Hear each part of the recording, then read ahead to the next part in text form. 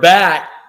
We got another episode of Michigan Wolverines live here. Today is Wednesday, July 5th, 2023, and my name is John D'Adamo. I'm going to be your host for the next hour, talking Michigan Wolverines with everybody here. My Twitter is at John D'Adamo. Please send me stuff and send me feedback.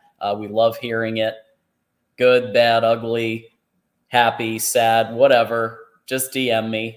And we'll listen to you. And maybe we've had people throw stuff on that actually made it on the air. So always great to do that. And all I'm going to ask you to do is if you can please hit the like, subscribe, and share with a friend so that we can really get ourselves. Remember, the Ohio State channel is 1,000 subscribers above us right now. So hit that like, hit that subscribe, and hit the bell so that we can continue to grow the channel. Joining us as well, the man who makes this happen every single day on the Voice of College Football and all of the different team channels. We've got Mark Rogers, Voice of College Football, in the house. Hey, Mark. Hey, John. How are you?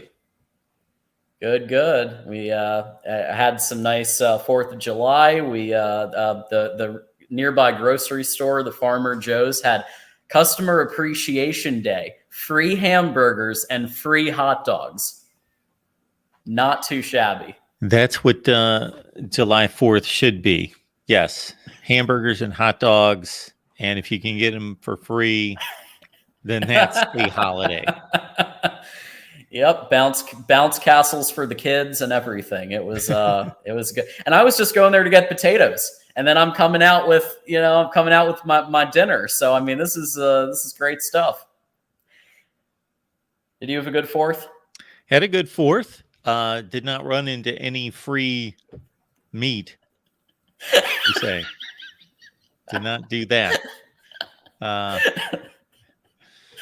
But not expecting that. So the 4th was good. Yes. Well, maybe next time, Mark. You never know. So there's a really interesting article that our good friend Isaiah Hull has written about, and so Ron Bellamy, Michigan's wide receivers coach, was on the In the Trenches podcast, and he was talking about the fact that JJ McCarthy has actually had spring ball this time. Talked about his leadership. JJ is one of the best leaders I've ever been around. And here's because this is a long article. So to shorten it, I'm going to get to the real highlight. We're super excited about JJ, especially as a football team. But in particular, in our receiver room, we know that we have the best quarterback in America. That's a big statement. So I don't think it's a ridiculous statement.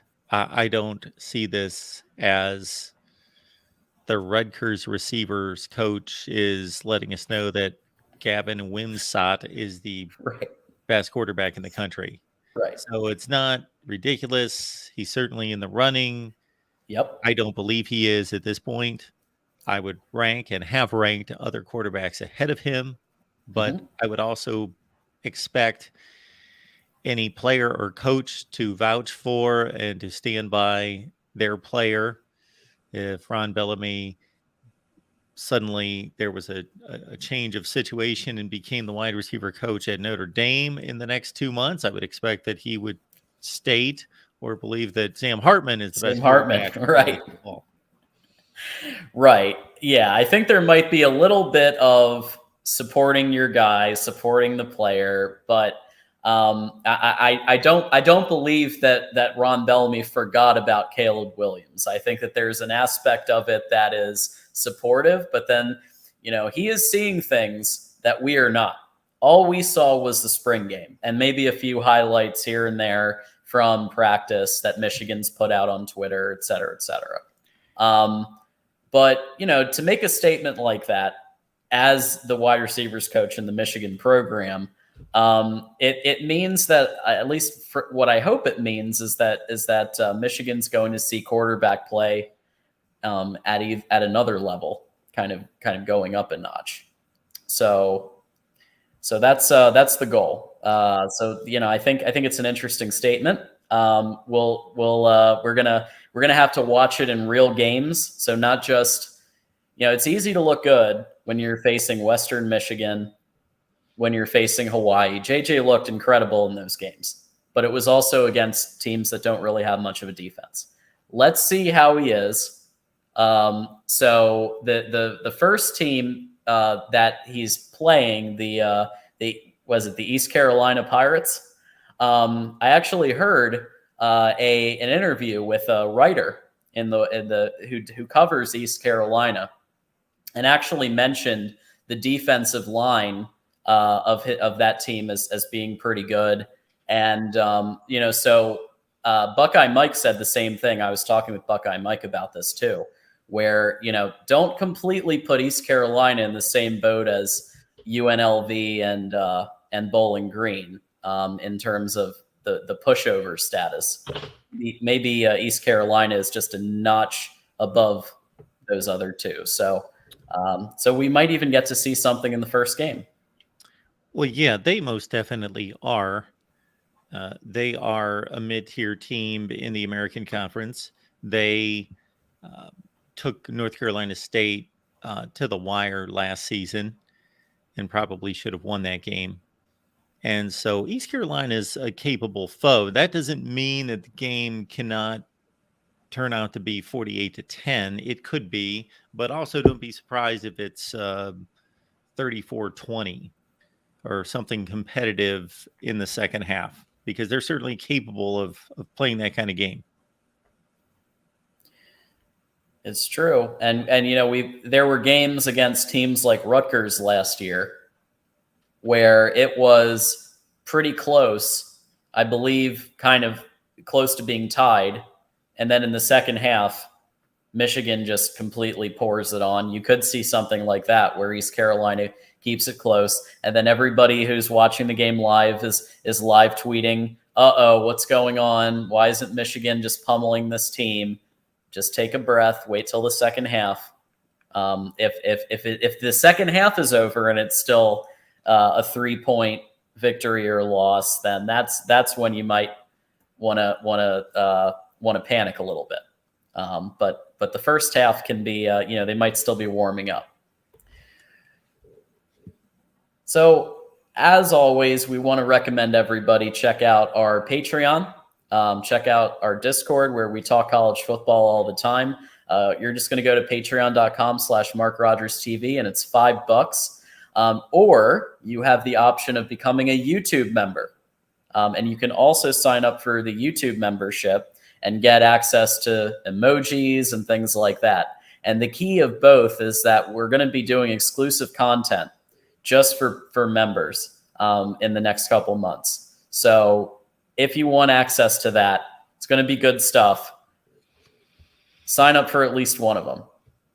Absolutely. And you don't need to make a decision there or believe that you need to sign up across the board to catch everything. So you can't go wrong if you sign up on Patreon. Again, it's patreon.com/MarkRogersTV, and you get Discord and all the other benefits. Same thing with the tiers that you see the explanations on and the details and description there on YouTube.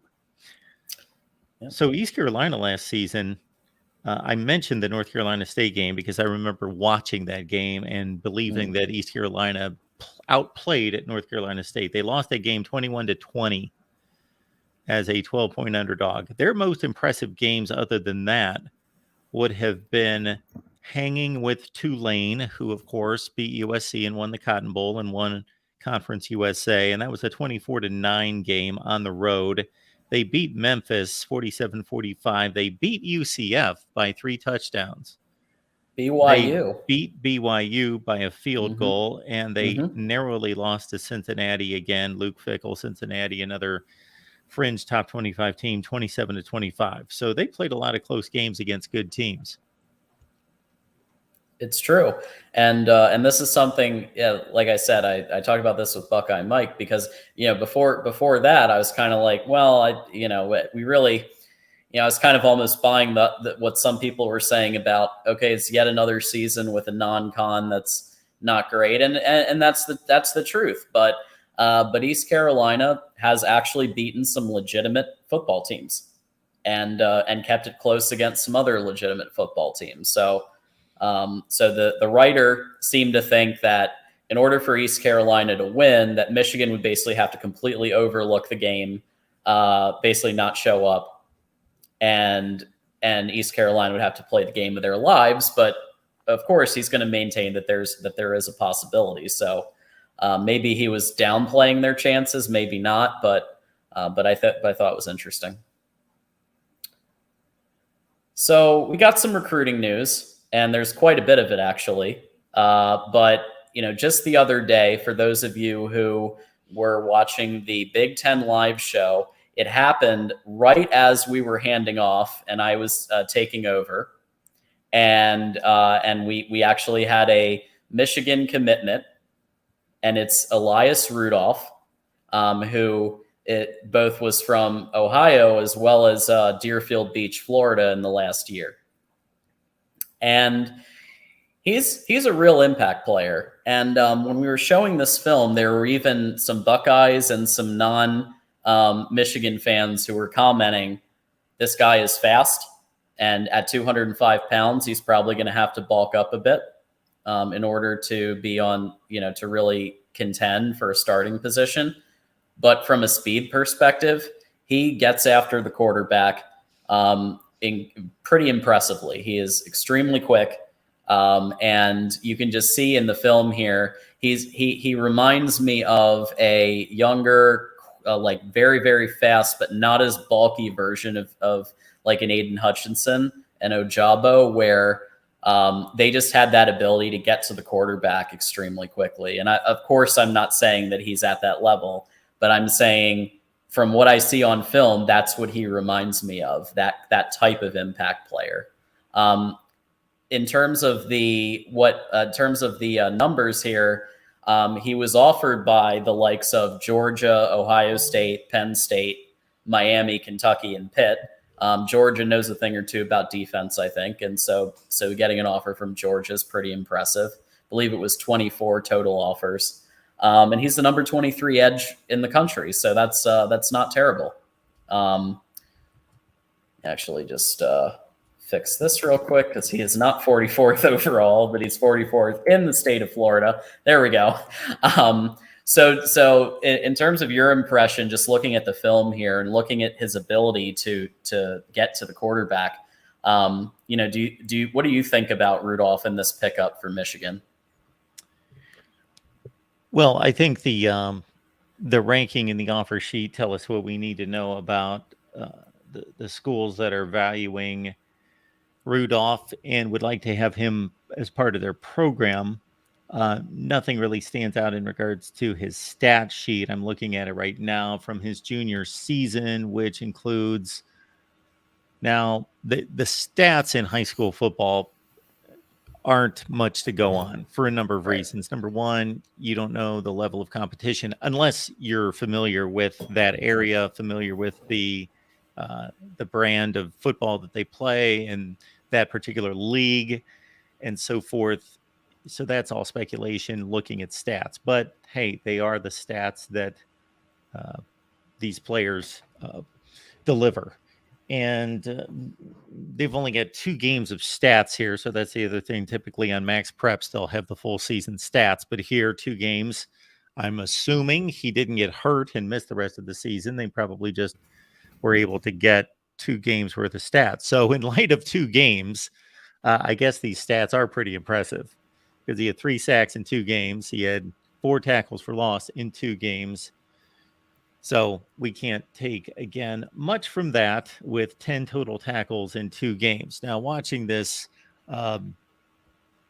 this footage, again, to your point, he's got a remarkable advantage in quickness and burst off the line of scrimmage compared to the lines that he's facing. He's getting there extremely fast in the first several plays that they showed where he just ambushed the quarterback and blew away the tackle opposite of him just based on sheer speed because of the wide shot and not being able to see any closer than that.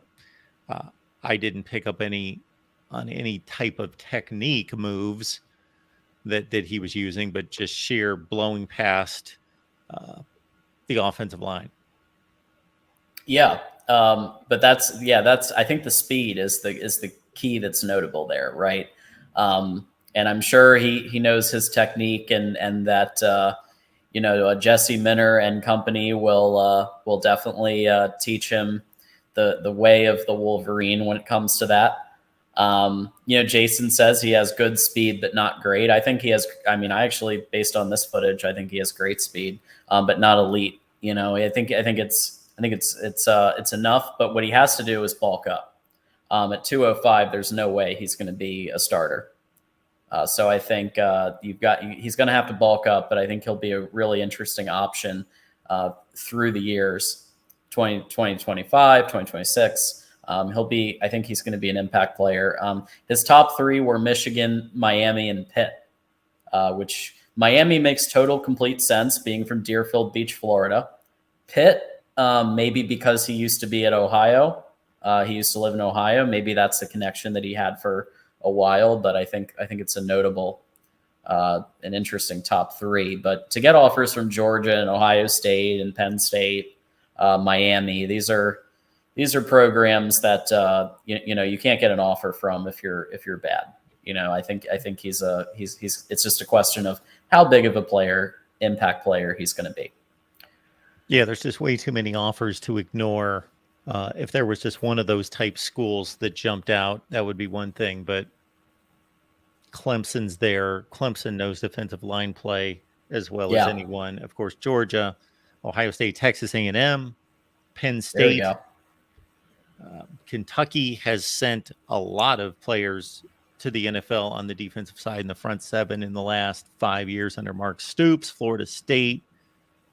So the offer list is impressive. So he obviously can play. And standing at 6'4", he certainly has the frame. That's prototypical edge rush height, 6'4", long arms, long reach, and wingspan, and then being able to utilize that frame again to get around the edge.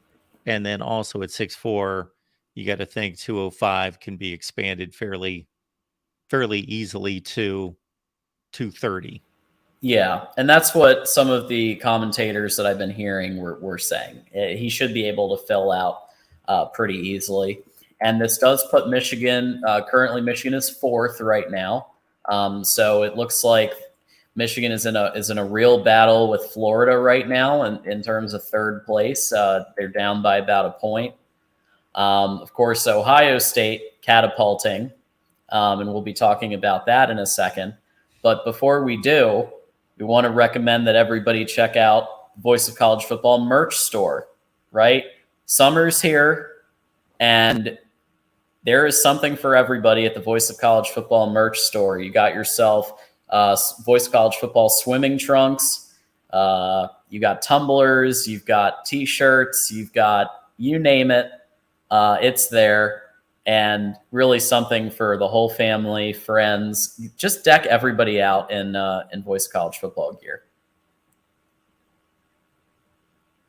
How about that? Absolutely. And let us know how it works out for you. Let us know your impressions of the merch that you purchased, because to date, we have not received any negative feedback. And we certainly, once we launched, we said over and over and over every day, hey, let us know, because we want to make sure that we are doing right by all of you and that the merch is quality, and everything that we got back in regards to feedback. And certainly I purchased 7 or 8 items to get us started, to say, okay, let's let's get Get the ball a rolling. variety of items here. Let me see what we have. And if they pass my eye test and my wear and tear, and then we'll proceed and we'll go forward and we'll give Joey the go ahead to launch the site and promote. So we feel confident that you're going to enjoy what you purchase. So we took great care to make sure that we got quality merchandise. So please let us know. We would love to hear, of course, that you enjoy your merchandise. And if for whatever reason there is some type of expectation there that is not quite met, certainly let us know. We want you to be happy with your purchase. And don't forget, there's Michigan merch too.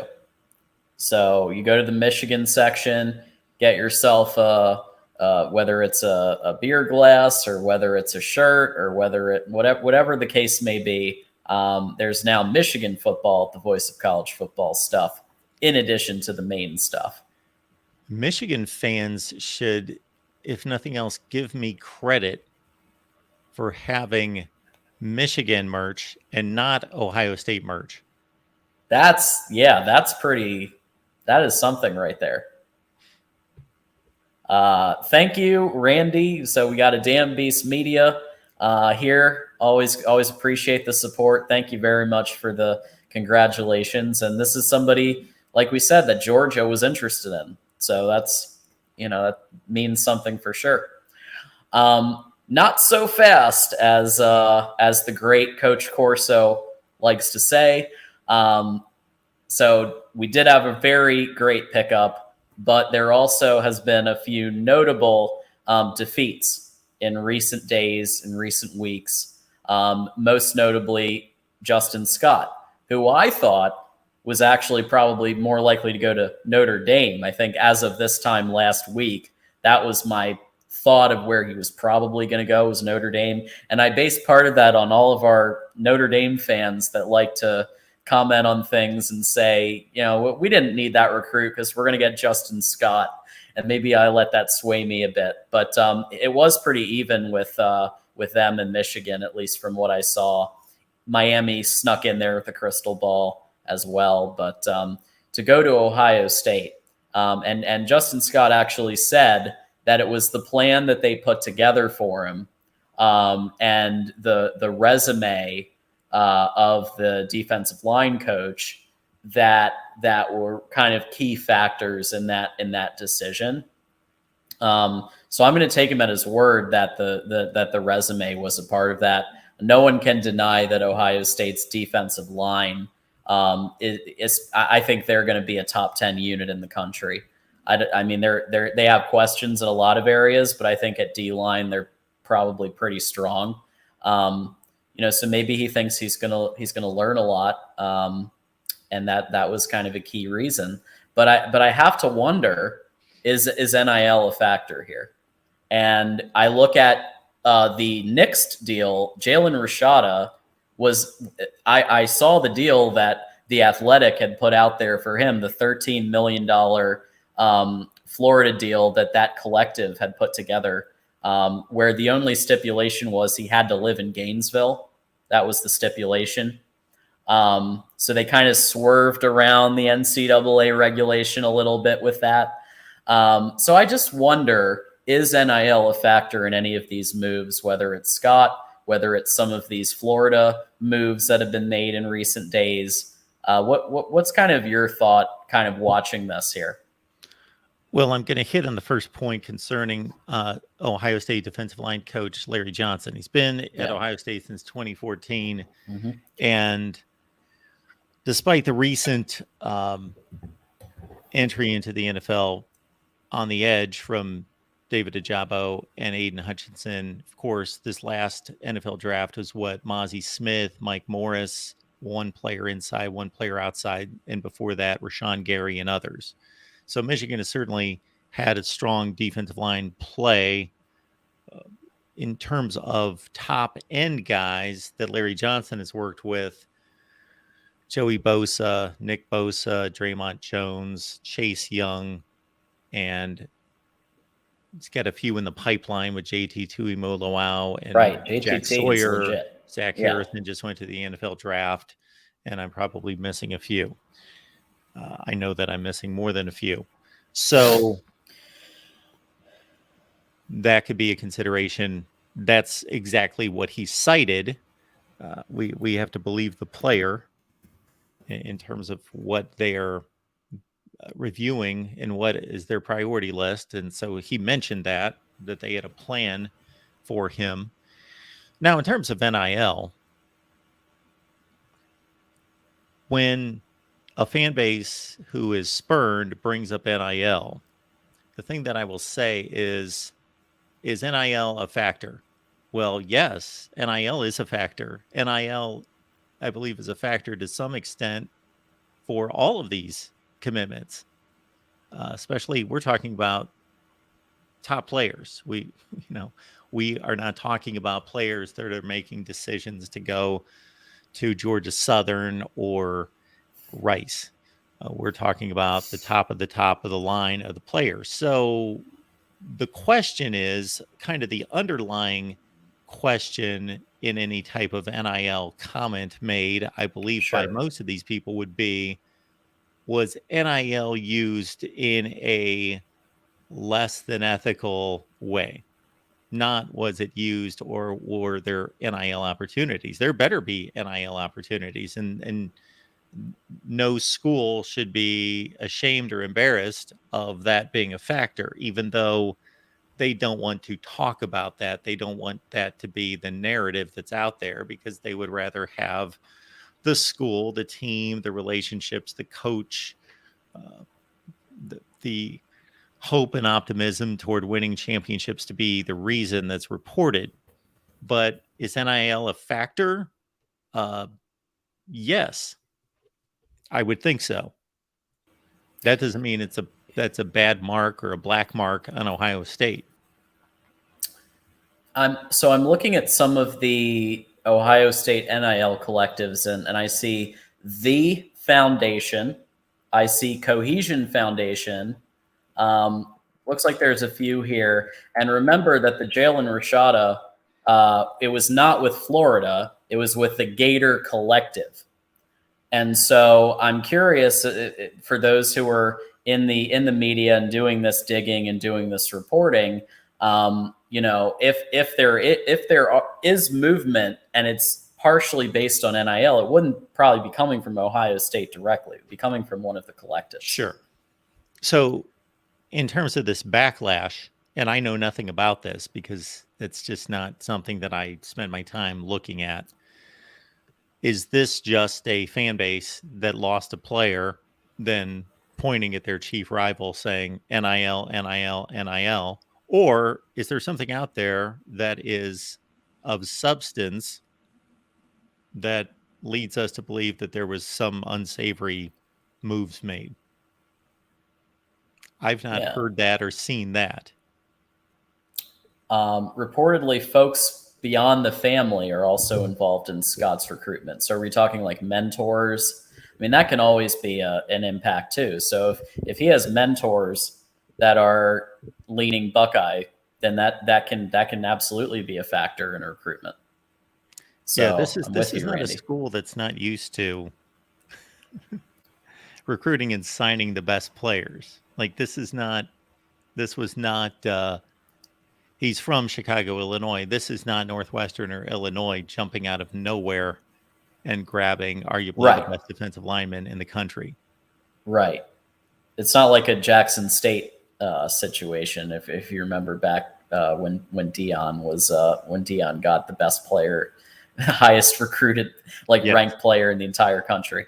But no, I and Jason points out it was the chance to play for Larry Johnson too. And I think I think that was probably the primary factor, because you don't go somewhere just for a bag, because you saw players that went for a bag to Texas A&M, to Miami, and then immediately left those schools. So in order to really cement a recruit, there needs to be genuine interest in playing for that coach and playing for that system. So there must have, Larry Johnson has the resume. So I think that's got to be a key factor, just like he said. And I also have to think that a recruit at this level, the NIL opportunities are everywhere and at whatever school. Now, to what degree and what are the comparisons between schools? And when I say schools, again, to be clear, collectives, what are the differences between those collectives that are in relationship and attached to those schools? None of us will know unless it's reported by somebody, meaning the players themselves or somebody connected to it, where every so often we'll see a dollar figure come out, but that's rare. So we can only conjecture. We'll keep an eye on it and keep watching these players and the movement every week. So when you're doing your shopping on Amazon, as many of us do from time to time, whether I'm getting a popcorn maker or a video card for the Xbox 360, try to capture some football video gameplay or whatever the case may be, I use the Voice of College Football link to do that. And I recommend everybody it's in every description. Just click it, get it bookmarked so that you just have it. So when you're ready to get something, you get your dog food, whatever the case may be, just click that link and it takes 2 seconds. And then Mark Rogers gets a couple of bucks. I mean, what's wrong with that? What is wrong with that? Perfect. Yeah. Let's support the channel and the network and all the things that are happening. I'm excited about this season, and to keep the quality guests and quality content coming. Every little bit helps. Great Scott! Those of you who watch Back to the Future. So 4-star quarterback Aaron Scott pushes back his decision date. It was originally supposed to be the 4th of July. He has pushed it back to July 30th. What does this mean for Michigan's chances, keeping in mind that July 30th also happens to be his dad's birthday, and his dad is an Ohio State fan? So at first glance, I'd say, well, the fact that they pushed it back would be a good sign for Michigan, because you would think that the instinct would be to go Ohio State all the way, given the Ohio connection. So you'd think it'd be a good sign for Michigan, but then you have that specific date of July 30th. So I'm a little on the fence there. I am not a recruiting guy. I do not make recruiting predictions. We cover recruiting rather well here because of the contributions that we receive from all sorts of outlets. However, I will say, if I was going to make my first crystal ball prediction, it would be Aaron Scott to Ohio State. Wow. You heard it here first, folks. Jason said, we know he's going to OSU. It's his dad's birthday. Now, there were some Michigan commentators I listened to yesterday who said they maybe don't read so much into that. But I think if I were betting, it would be Ohio State, just based on everything. But pushing it back to July 30th is kind of, that's kind of interesting, because if he's going to go to Ohio State, wouldn't you just go to Ohio? I mean, he's giving Clinkscale an additional 26 days to recruit him. He is. Technically, they all have from now until December 15th to continue to recruit them. And then I also just think that, first of all, I believe he's going to Ohio State, regardless of what's the rhetoric's been in the last couple of days, based on the people that I trust and believe, not that they're perfect in their predictions, but that say he's going to Ohio State. And number two, once I heard, and this was from you, that the commitment date was set for his uncle, correct? I think it's his dad. His dad's birthday, and his dad's a big Ohio State fan. I just figured, well, he's giving dad a birthday present. Yup.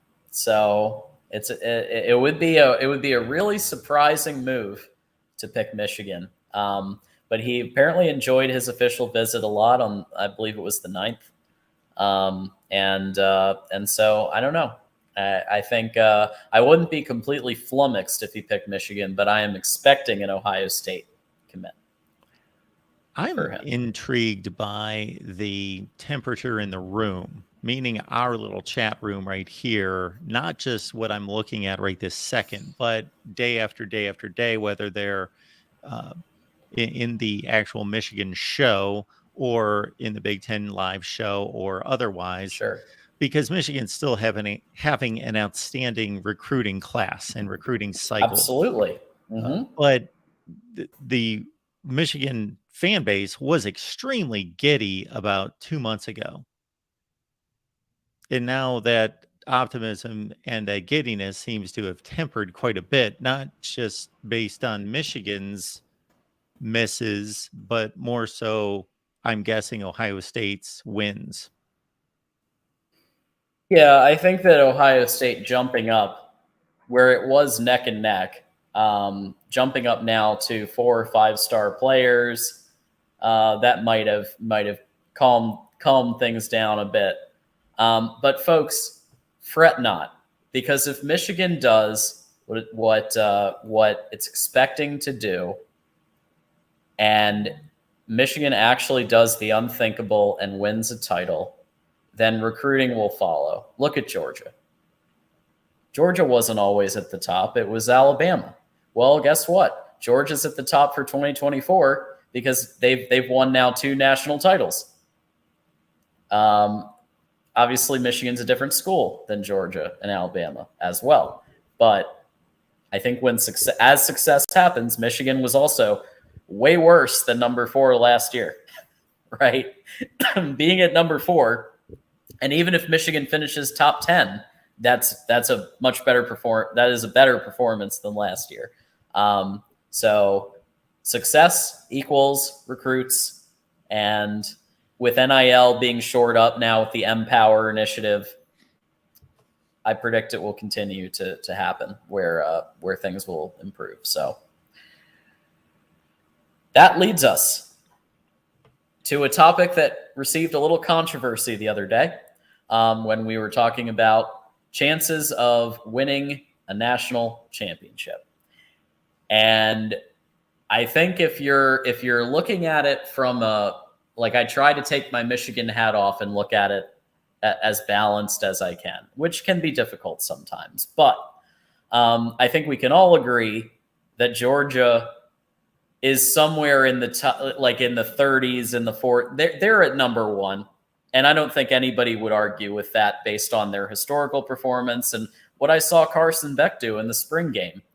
Carson Beck looks really, really good. And so I think they put that with their schedule, I think they can get to 12-0 fairly easily. They have to beat Joe Milton's Tennessee. But I think they could get to 12-0 fairly easily. And so getting to the playoffs, they have a clear path to getting to the playoff. And Michigan's schedule is also pretty much. There's a few trap games, but the 2 difficult games are Ohio State and Penn State, as far as I can see. So while I don't think that they're at the Georgia level of chances, I think with their returning production, I think that they're in that 10% conversation, right? Where they're not up there with Georgia. They don't have the 5 stars of the top, 1 or 2 schools, but with everybody they're bringing back and the question marks for other schools, they just have to break that hump and break that ceiling in terms of winning a playoff game. And so I think they have more than a 1% chance, but I don't, so I'm putting it around 10. I think Mark, you had kind of the same thought on that. Yeah, I think this is a question of trying to determine for Michigan and for a few other teams across the country, are they going to break through? Michigan broke through 2 years ago in the rivalry and in the Big Ten and made the playoff. Now the next breakthrough is to win a playoff game, and when they do so, hopefully for Michigan fans, win 2 and win the national championship. Yeah. Mm-hmm. So this got me to thinking, this particular conversation and some other conversations we've had here and elsewhere in the last couple of weeks, I thought, outside of Ohio State, when is the last time a Big Ten team defeated anybody elite outside of this conference? And when I talk elite, I'm not talking about beating Utah in the Rose Bowl. I was going to that one first, so I'm no, I don't consider Utah with 4 losses to be elite. I'm talking about elite. When I say elite, I'm talking about a playoff team, a top 5 team. Now, that may be consistent from year to year, like Georgia and Alabama are performing at year to year, or that may just be an elite team that particular year. LSU 2019 jumped up and became elite for 1 year.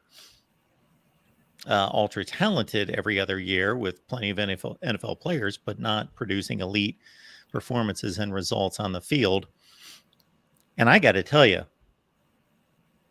I came up with some borderline type of results and had to go back a long ways. Yeah. I'm hoping there's one a little sooner than 2019 Notre Dame. Because I think of that game as, so you don't consider them elite. I'm literally trying to come up with somebody actually did mention that. I put a short out there and threw that phrase out there, and there were quite a few people that chimed in. And believe me, we all have our different criteria, and for even the criteria that I put out there, there's not a black and white dividing line. There are a number of schools in particular years that you would say, okay, there's a debate there. I would not consider that Notre Dame team to be elite in 2019, but that was mentioned by somebody, and I'm not saying that that's an invalid response, just for me. Yeah, because then you also, you basically have to go back because the other thing, you could go with non-elite. And you could say, like, Iowa absolutely destroying Kentucky. Kentucky's not elite, but it was still beating an SEC team, a moderate SEC team, beating a moderate Big Ten team, beating a moderate SEC team. So there's indicators across the board. But in terms of Big Ten teams beating, it would have to be Ohio State, Alabama would be the one. I took out Ohio State out of the mix. Yeah. Without that, about the rest of the conference, because Ohio State's done. It's been a long time. It's been a long time. My personal answer was Michigan State winning the Rose Bowl over Stanford. Oh, yeah. 10 years ago. Yeah. There you go. They beat Stanford. They beat Baylor too in one of the bowls, didn't they? So yes, the next year. Again, Baylor. Yeah. Not in the Alabama win. I'm not discounting the win. That's a great win. Just like Penn State winning the Rose Bowl last year. That's a great win. No question. Yeah, I think P. Maximus though is spot on. This is the year. If there's going to be a year, and remember, before 2021, the question was, can Michigan beat Ohio State?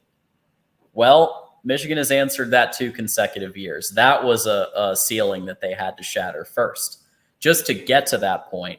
Now it's with this beat Georgia drill that they're doing. I really think that the beat Georgia drill, and we talked about this last week when you were out, the beat Georgia drill, in my view, is really a beat SEC team, insert SEC team here drill. Like it's a let's prepare a little bit for the postseason instead of not at all drill. Which in that case, it makes sense because then everybody's like, oh, well, beat TCU first. Okay.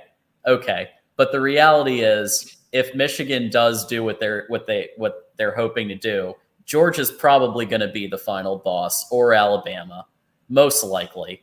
And so, or Ohio State. or Ohio State could be. Wouldn't that be something? That would be great. I would love that. It almost happened last year. It was two 1-score games away from Ohio State Michigan rematch. Wow.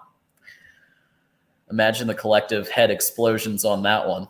But I agree with you. Yeah. P. Maximus. Would have loved that. Would have loved that. That would have been great for this channel. That would have been great for just discussion the entire offseason, regardless of what would have happened in that game. Wow, that would have been something else. That would have been great for the Big Ten. Yep. And another team obviously that is that's killing it. They've been getting some good recruits lately. And they're in the talk for a playoff spot, and that's Florida State.